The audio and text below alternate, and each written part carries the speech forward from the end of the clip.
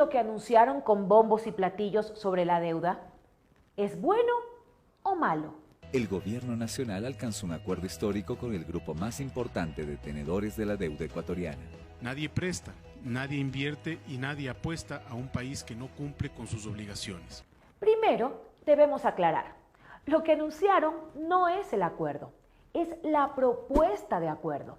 Es decir, anunciaron públicamente algo que todavía no habían logrado. Primero anunciaron, luego se reunieron a negociar. Más o menos como cuando anunciaron quitar los subsidios en octubre. Primero anunciaron, luego se reunieron a negociar. Las consecuencias fueron catastróficas. Y hoy también las consecuencias pueden ser catastróficas. ¿Cómo empieza la negociación? El ministro Richard Martínez pagó millones de dólares a asesores externos para que negocien en nombre del Ecuador. No sabemos exactamente cuánto pagó, pero para hacernos una idea, Zambia pagó 5 millones de dólares a los mismos asesores para que renegociaran una deuda de 11.000 millones. Nuestra deuda es 3 veces más grande. ¿Cuántos millones terminamos pagando a esos asesores externos?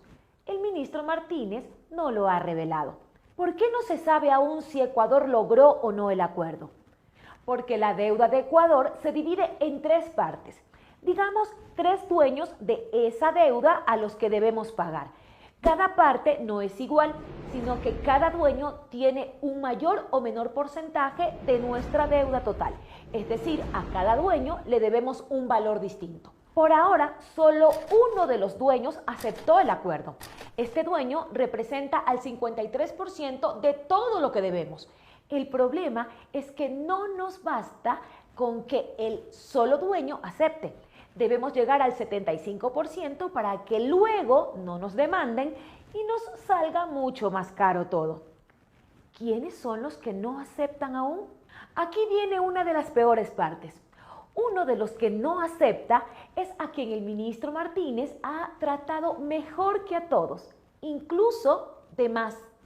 ¿Se acuerdan que en plena pandemia decidieron pagar 1.000 millones de deuda? Esta decisión nos permite acceder a nuevos recursos. Esos 1.000 millones de dólares fueron a los que hoy aún no aceptan el acuerdo. Y no solo fueron 1.000 millones, luego pagaron 500 millones de dólares más.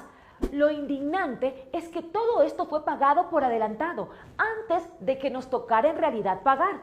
Se supone que pagamos para que luego nos acepten una renegociación, pero hoy nos dicen que no aceptan la renegociación, es decir, no sirvió de nada. Aunque si nos aceptan, serán con las condiciones que ellos, los acreedores, nuevamente exigirán. Todo esto cuando pasamos una pandemia, cuando no hay para las medicinas, para pagar a los médicos, a los servidores públicos, a los maestros, cuando no han pagado a los jubilados y un larguísimo etcétera que todos sabemos y vemos todos los días. A esto se refieren cuando dicen que este gobierno prefirió pagar la deuda y no atender las necesidades del país. Esos 1.500 millones de dólares hubieran servido mucho más que para mantener felices a los dueños de la deuda, que parece ni siquiera esto es suficiente y exigen más para el acuerdo.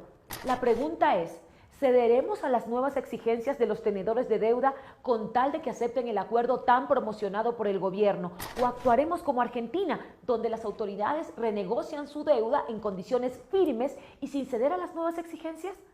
¿Así podremos actuar alguna vez? Y no tengan ninguna duda que haremos todo el esfuerzo que podamos. Pero créanme también que esto es lo que podemos. No podemos más que esto. No es un capricho, es sensatez.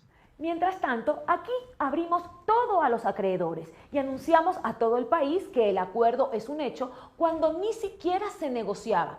Y por ahí vemos a un candidato, antes vicepresidente, saludando y celebrando algo incierto, celebrando algo que puede ser tremendamente caro para todos.